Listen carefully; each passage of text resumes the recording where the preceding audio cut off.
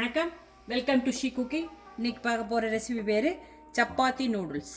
இந்த சப்பாத்தி நான் ஒரு 4 சப்பாத்தியை அப்படி நூடுல்ஸ் மாதிரி சின்னதாக அப்படி உருட்டி வச்சு கட் பண்ணியிருக்கேன்.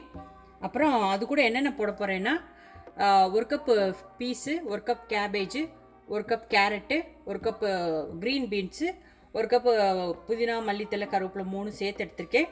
அப்புறம் ஒரு 2 டேபிள் ஸ்பூன் அளவு இஞ்சி, பூண்டு, பச்சை மிளகாய் 3ஐயும் மின்ஸ் பண்ணி வச்சுருக்கேன். 1 கப் ஆனியன், 2 டேபிள் ஸ்பூன் நல்லெண்ணெய், 2 டேபிள் ஸ்பூன் சோயா சாஸ். இப்போ ஒரு அவன் பேனில் நல்லா ஹீட் ஆனவுடனே இந்த நல்லெண்ணெயை ஊற்றிக்கணும். அதுக்கப்புறம் இந்த ஆனியனை போட்டு நல்லா இது லைட்டாக பொன்னிறம் வர வரைக்கும் இருக்கணும். இது ரொம்ப வேக விடக்கூடாது, இதில் இல்லை ஹாஃப் குக்கடாக இருக்கணும். இதில் நான் 1/4 ஸ்பூன் உப்பும் 1/4 ஸ்பூன் பிளாக் பெப்பரும் போடுறேன்.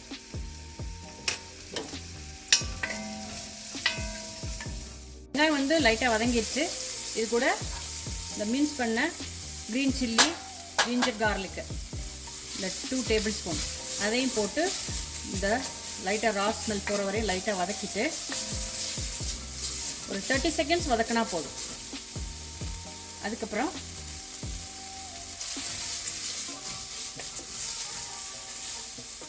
இது கூட இந்த கேரட்டு, இந்த கேபேஜு, இந்த க்ரீன் பீன்ஸ், இந்த பீஸ், இது 4ஐயும் நல்லா ஒரு 1 மினிட் வரைக்கும் ஹாஃப் குக்கோட வேக வைக்க போகிறேன். மூடி போட்டு வேக வைக்கிறேன். நல்லா கலந்துட்டு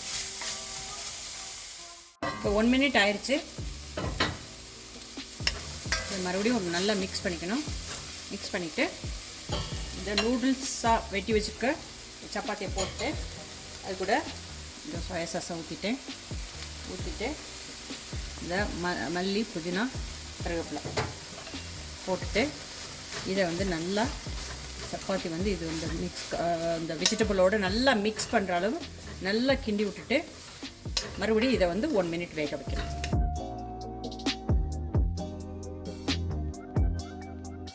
இப்போ இது 1 மினிட் ஆயிடுச்சு.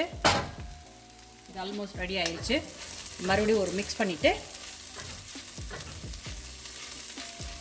இது ஆஃப் பண்ணிடுறோம். இது ரொம்ப குயிக்காக செய்கிற ஒரு ரெசிபி. இது கூட நீங்கள் இது குருமா இல்லை சன்னா மசாலா எது வேணால் வச்சு சாப்பிட்லாம். பட் இது அப்படியே சாப்பிட்றதுக்கு ஒரு நல்ல டிஷ்.